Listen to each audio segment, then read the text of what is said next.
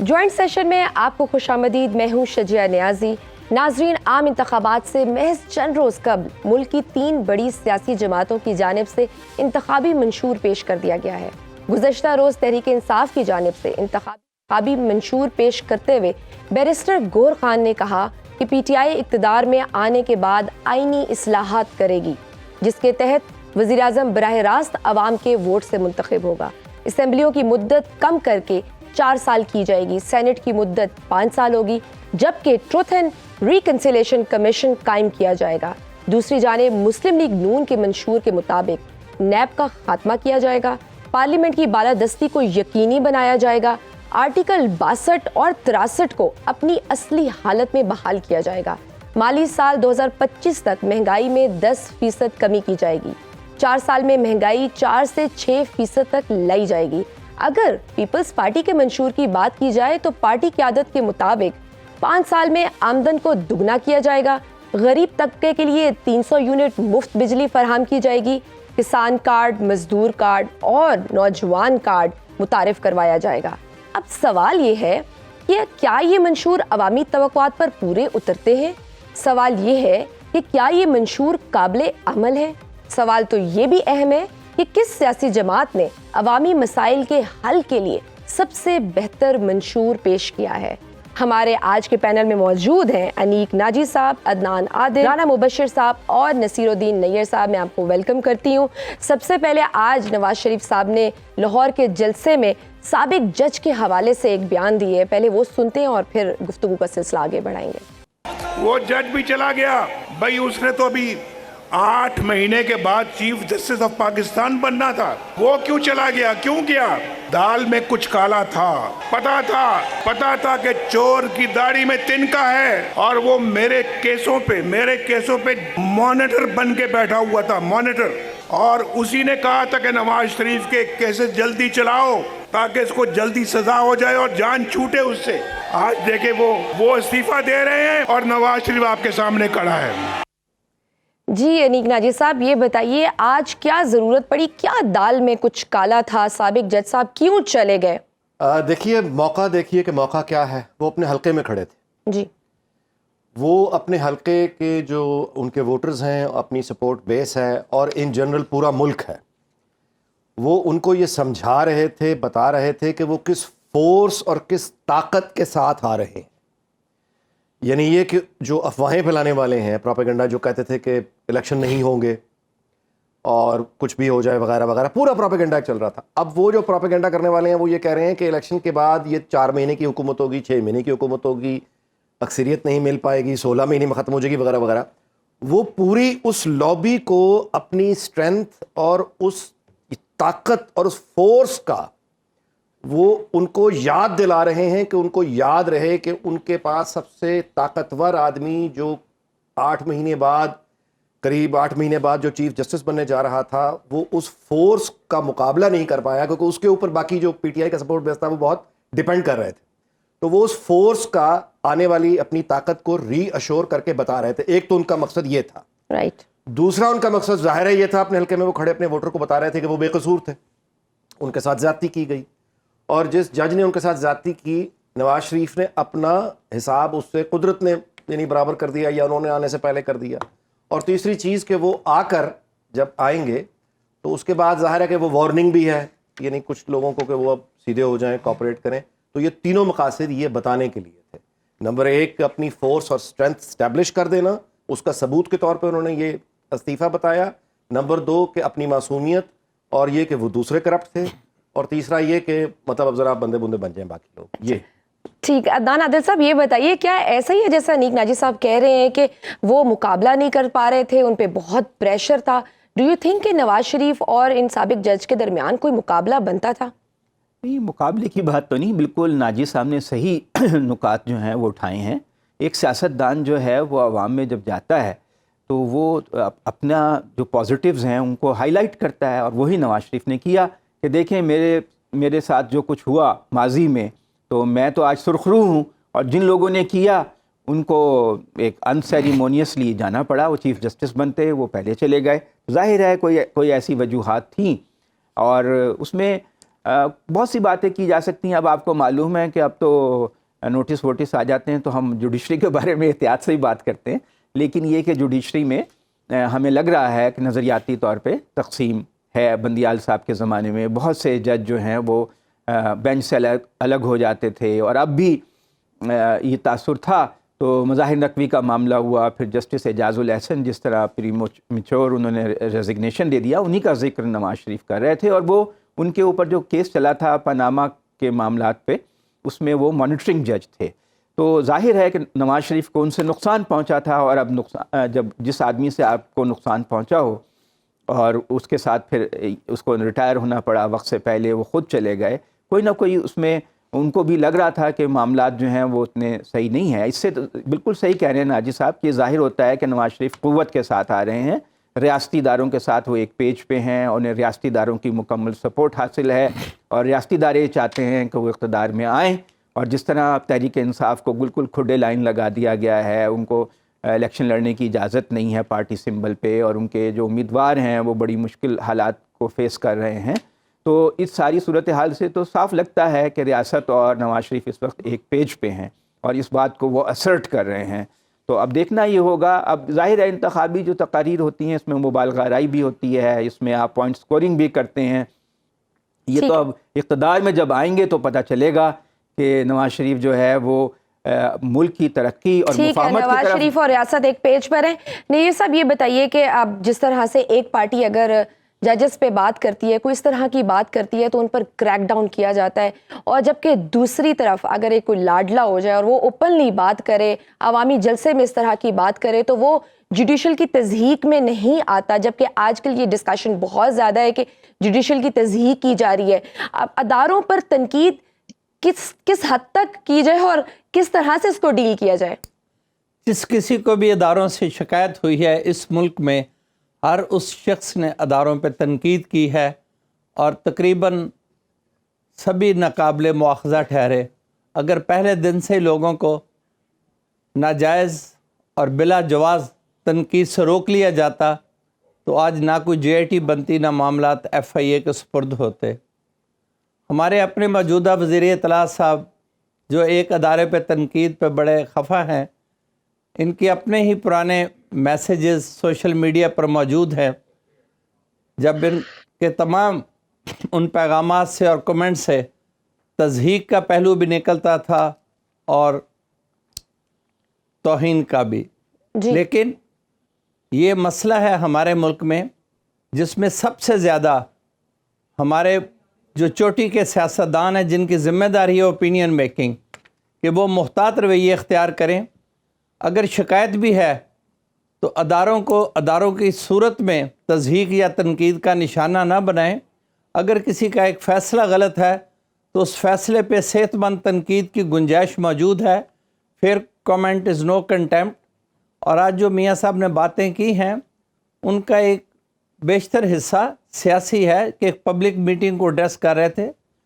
یہ الیکشن کا ٹیمپرامنٹ ہے, اس میں لوگوں کو موٹیویٹ کیا جاتا ہے, اور میاں صاحب خود ایک وکٹم کارڈ کھیل رہے ہیں, باوجود اس بات کے کہ ان کے جو آرک رائیول ہیں وہ خود اس وقت اسیر ہیں, اور ان کے مقدمات کی سماعت کی رفتار وہی ہے جو میاں صاحب کے مقدمات کی تھی. میاں صاحب کے مقدمات میں بھی تاریخ نہیں ملتی تھی, شام کو ہیرنگ ہوتی تھی, تو ان صاحب کے ساتھ بھی یہی سلوک ہو رہا ہے. کاش آج میاں صاحب یہ بات کہتے کہ انصاف سب کے لیے برابر ہونا چاہیے, اگر میرے ساتھ ناانصافی ہوئی ہے تو وہ طریقہ کار یا وہ طریقہ سماعت کسی اور کے ساتھ نہ ہو. بالکل. رانا صاحب میں آپ کی طرف بڑھوں گی. اگر جج صاحب استعفیٰ نہ دیتے اور میاں صاحب چوتھی بار وزیر اعظم منتخب ہو جاتے تو سیاسی منظرنامہ کیسا ہوتا؟ دیکھیں ایک ٹف ہوتی, ایک سچویشن ہوتی, اور لیکن میرا نہیں خیال کہ اتنی ڈیپتھ میں یا اتنی ڈیٹیل میں جا کے وہ سچویشن بن سکتی میاں نواز شریف صاحب کے لیے.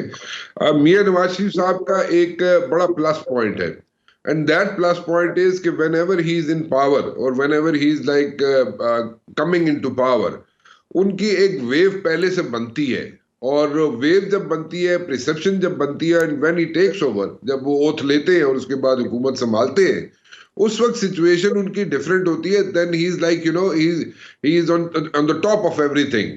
اور اس کے ساتھ وہ انہوں نے he has been living with this thing. اور ہمیشہ یہی ہوا ہے کہ وہ ان کا گراف جو پولیٹیکل گراف ہے, جیسے ہم نے دیکھا جناب پاناما آیا, پاناما میں انہیں کہا گیا بس جی میاں صاحب دی کھیڑ مک گئی, جناب میاں صاحب یہ ہو گئے, میاں صاحب وہ, نو ایسے نہیں ہوتا اور نہ ایسے ہوا ہے. اور کئی مرتبہ ہم نے دیکھا ہے کہ میاں صاحب نے اسٹرائک بیک کیا ہے اور اسٹرائک بیک کرتے ہیں. اس کے بعد جا کے you know when you are in the corridors of power and when you are making decisions, اس وقت کوئی سچویشن بن جاتی ہے یا ایسی سچویشن رپٹ ہو جاتی ہے آئی وڈ سے کہ جس میں ایک مسئلے مسائل بن جاتے ہیں. But this time I personally think کہ میاں صاحب کو یہ جو بیٹھ کے کہانیاں سناتے ہیں نا, یہ کوہیبن سگار لگا کے اور رات کو بیٹھ جاتے ہیں لوگ ڈرائنگ روم, اور وہ پہلے علی پنڈ وسیا ہی نہیں ہوتا تو پہلے ہی کہتے ہیں جناب حکومت جی 3 مہینے مک جانی ہے جی, اے جناب چلنی 11 مہینے 6 مہینے, ٹھیک ہے وہ آپ کرتے ہیں انالیسز یا جو بھی کرتے ہیں, لیکن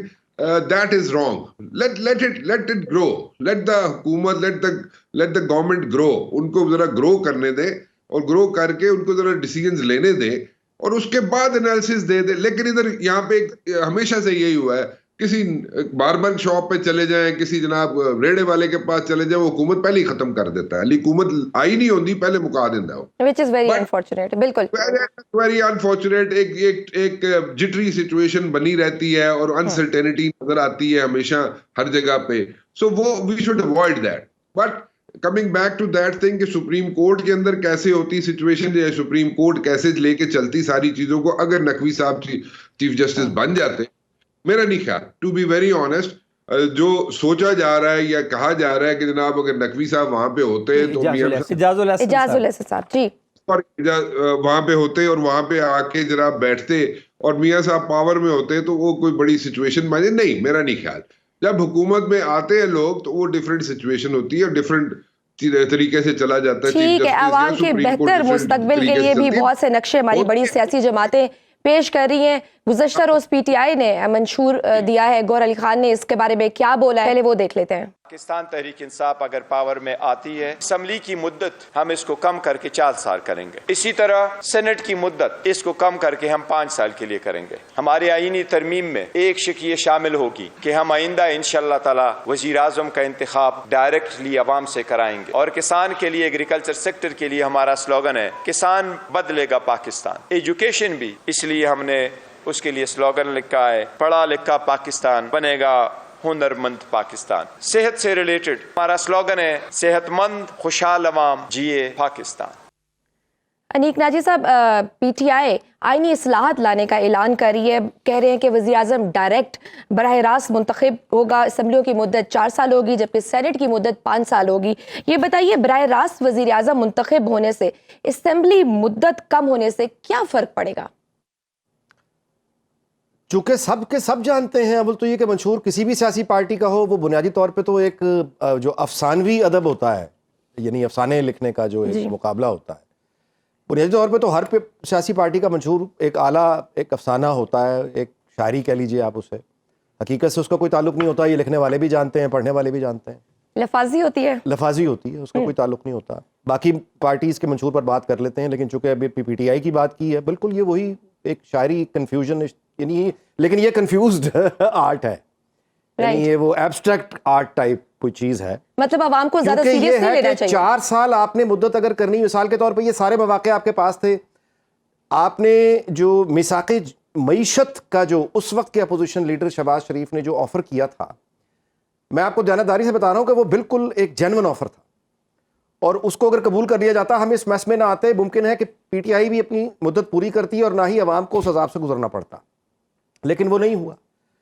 مدت 4 سال کر لیں, یہ پہلے بھی یہ کوئی نئی چیز نہیں ہے, یہ محترمہ کے زمانے میں بھی یہ معاملہ رہا ہے کہ 4 سال کیا جائے, 5 سال کیا جائے. یہ بھی خیر مطلب ہے عوام کا کام ہے, پوچھ لیں, منتخب اراکین کی چوائس ہے وہ جو بھی براہ راست. لیکن یہ جو تجویز ہے کہ وزیر اعظم براہ راست منتخب ہوگا, یہ ایک بہت عجیب و غریب بات ہے. اس کی وجہ یہ ہے کہ یہ تو صدارتی نظام, یا تو آپ اس کی طرف جاتے ہیں, یعنی امریکن ماڈل اگر ذہن میں ہے, وہ بالکل ہی ہم سے مختلف ہے. اچھا, دوسری بات یہ کہ یہ جو پریزنٹ ہمارا سسٹم ہے, جس میں ٹھیک ہے کہ انڈائریکٹ وزیر اعظم ہوتا ہے قومی اسمبلی کے, یعنی ایم این ایز کا, لیکن جو ہماری سیاست ہے اس کا انداز اگر آپ دیکھیے تو وہ کون سا اس طرح کا جمہوری ہے کہ جہاں پہ سیاسی جماعت کے اندر الیکشنز ہوئے ہوئے ہیں اور ہر الیکشن میں ایک نئی قیادت ہے.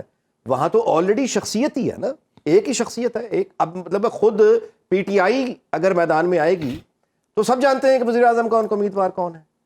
نون لیگ کے بارے میں بھی سب جانتے ہیں کون ہے. تو ہمارے ہاں تو پہلے ہی یہ معاملہ ہے.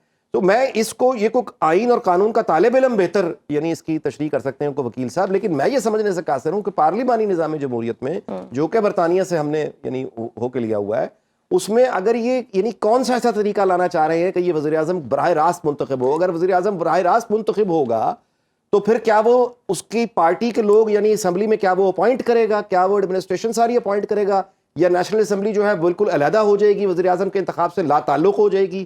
اگر قومی اسمبلی وزیر اعظم کے انتخاب سے لا تعلق ہو جائے گی تو پھر اس کی باقی یعنی فنکشنز کیا رہیں گے. کو امریکن کانگریس والی بات ہے. تو یہ ایک بڑا کنفیوزڈ اور ایبسٹریکٹ آرٹ ہے. افسانوی ادب تو ہے ٹھیک ہے, لیکن ایک ذرا سمجھنے والا پہیلیوں والا ادب ہے. ٹھیک ہے.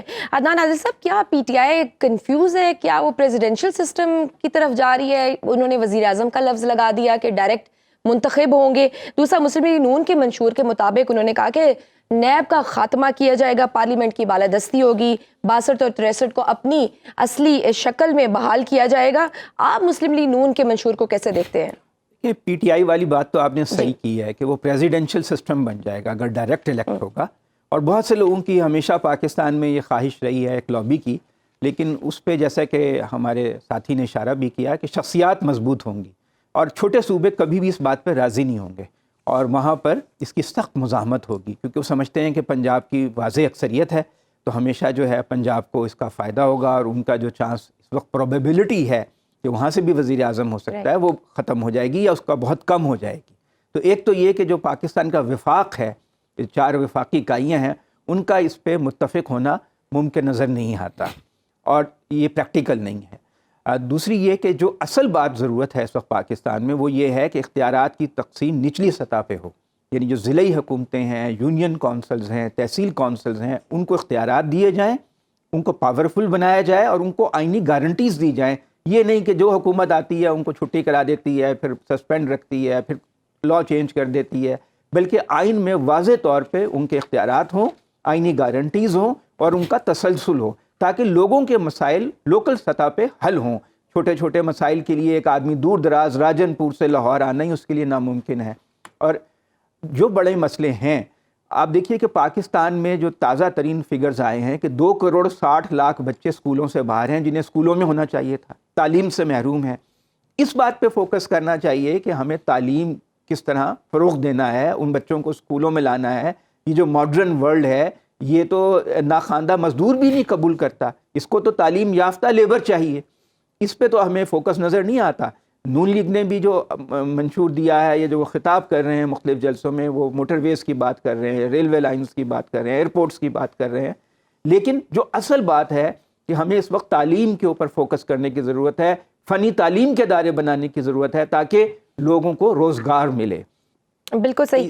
نیر صاحب, 3 بڑی سیاسی جماعتوں نے اپنے منشور پیش کیا, آپ اس کو کیسے دیکھتی ہیں اگر ان کا کمپیریٹیو انالیسس کیا جائے کہ کس کا منشور زیادہ ڈویبل ہے, پریکٹیکل ہے؟ بلاول صاحب نے بھی کہا کہ ہم 5 سال میں آمدن کو دگنا کر دیں گے, غربت طبقے کے لیے 300 یونٹ بجلی فراہم کی جائے گی, کسان کارڈ کی بات کی گئی, مزدور کارڈ کی بات کی گئی, نوجوان کارڈ کی بات کی گئی. یہ بتائیے کتنا ڈویبل ہے یہ؟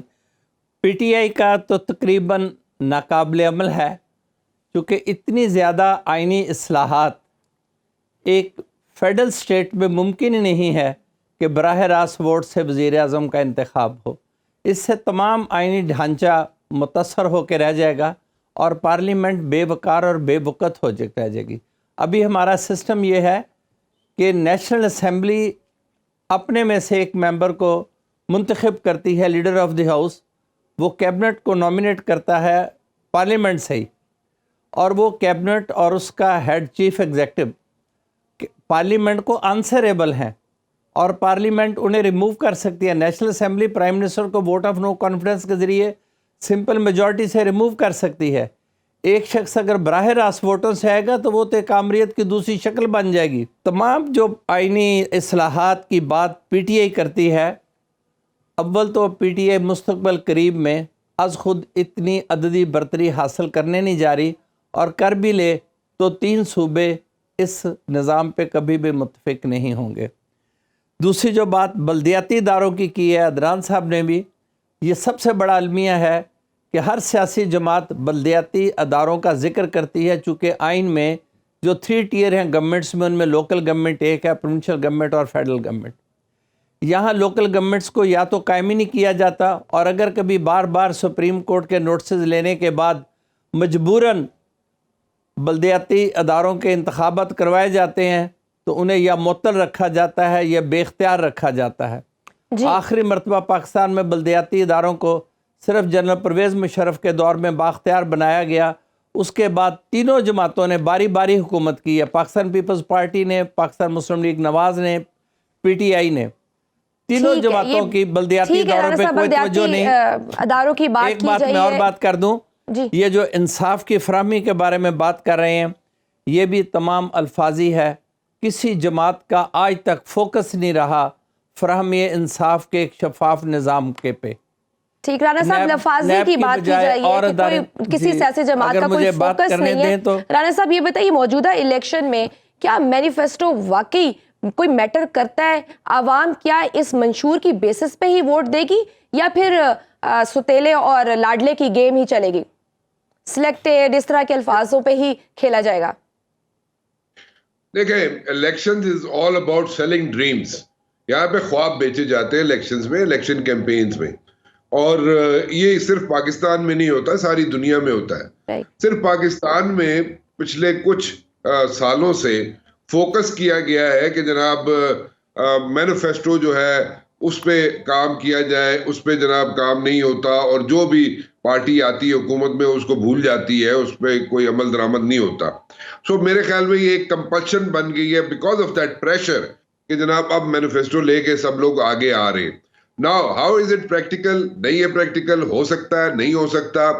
As I said, it's all about selling dreams۔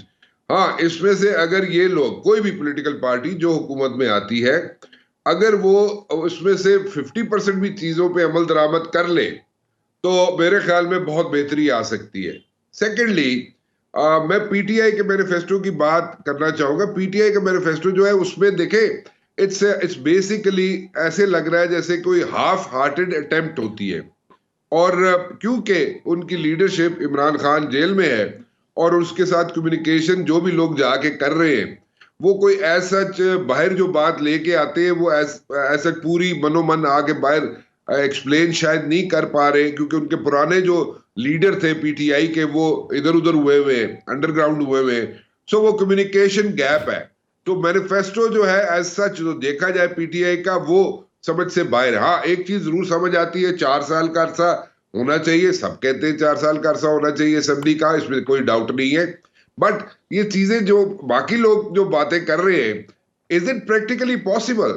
اور بالکل ٹھیک کہہ رہے ہیں عدنان عادل صاحب، بات یہ ہے کہ یہاں پہ اگر آپ کے پاس نہیں ہوگی، یہاں پہ مین پاور جو ہے، ٹرینڈ مین پاور نہیں ہوگی، تو وہ دنیا میں کسی کام کی نہیں ہے۔ ہماری جو یہاں پہ جو پاپولیشن ہے جو پڑھی لکھی نہیں ہے، اس کو ٹریننگ انسٹیٹیوشن میں اگر نہیں ڈالا جائے گا تو اٹس یوز لیس۔ آپ کہاں، ملک کہاں جا رہے ہیں، دنیا کہاں جا رہی ہے، اور آپ کہاں کچھ اور بات کر رہے ہیں۔ سو ایک ڈسکنیکٹ نظر آتا ہے دنیا میں سارے مینیفیسٹوز کا، آئی وڈ سے ان ون وے اور دی ادر۔ ٹھیک ہو گیا، خواب بیچے جا رہے ہیں عوام کو۔ سوال یہ کہ کیا عوام یہ خریدنے کو تیار ہے؟ یہ تو آج کا ووٹر ہی ڈیسائیڈ کرے گا الیکشن والے دن۔ مجھے لے لیے ایک چھوٹی سی بریک، دیکھتے رہیے joint session. Welcome back to joint session. Mian Nawaz شریف صاحب نے کے پی کے کی عوام کے بارے میں کچھ کہا، آئیے پہلے دیکھتے ہیں انہوں نے کیا کہا۔ انہوں نے رولا ڈالا ہوا ہے، بیکار کا، لوگوں کو بے وقوف بنایا ہوا ہے، اور چند لوگ ہمارے بیوقوف بھی بن جاتے ہیں آسانی کے ساتھ، اور سب سے زیادہ آسانی کے ساتھ ہمارے چند لوگ، میں سب کی بات نہیں کرتا، خیبر پختونخوا کے بنتے ہیں۔ یہ بیماری ادھر سے آئی ہے، اور ان کو سمجھنا چاہیے کہ انہوں نے کس طرح کا بندہ جو ہے وہ اس کو موقع دیا۔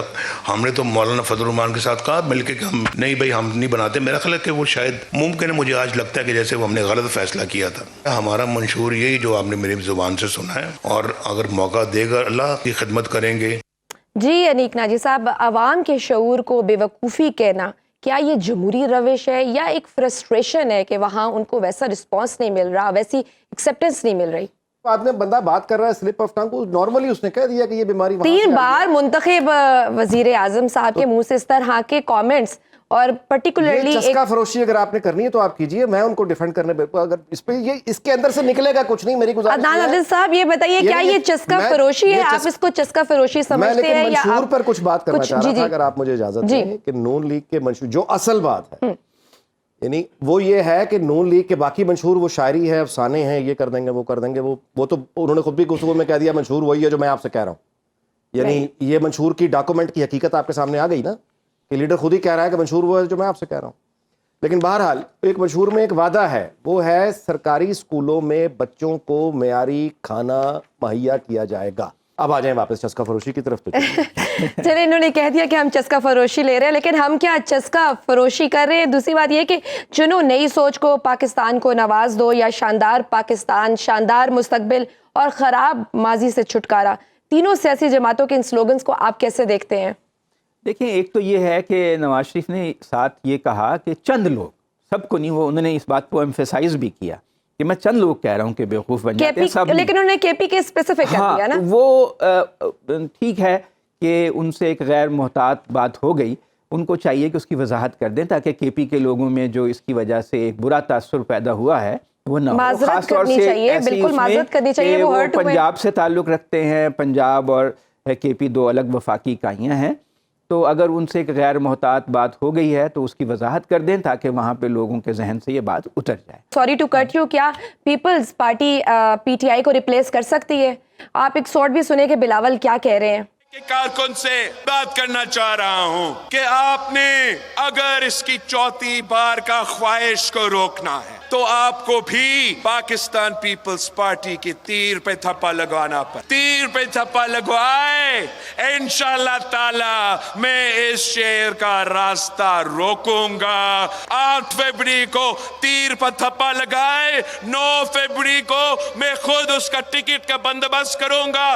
جی یہ بتائیے کہ متبادل ہو سکتا ہے تیر پر تھپا لگا, میں شعر کو روکوں گا, ڈو یو تھنک کہ وہ ریپلیس کر سکتے ہیں؟ نہیں, میرا خیال ہے بلاول کبھی بھی نواز شریف کا متبادل نہیں ہو سکتے, اور جب تک عمران خان زندہ ہیں یہ ان کا متبادل پی ٹی آئی کے متبادل, جی, اور پی ٹی آئی کے یا بانی پی ٹی آئی کا متبادل نہیں ہو سکتے. تو میرا نہیں خیال کہ پنجاب کی جو مڈل کلاس ہے, پنجاب میں مڈل کلاس بہت گرو کر چکی ہے, وہ سندھ کے ایک جاگیرداری پس منظر سے تعلق رکھنے والے, ٹھیک ہے, پیپلز پارٹی ڈیمو بدل نہیں ہو سکتی پی ٹی آئی کی. ہمیں لینے ایک چھوٹی سی بریک کے بعد ایرانی وزیر خارجہ پاکستان کے دورے پر ہیں, اس حوالے سے بات کریں گے. بہت سی ڈیولپمنٹ آ رہی ہے, دیکھتے رہیے جوائنٹ سیشن.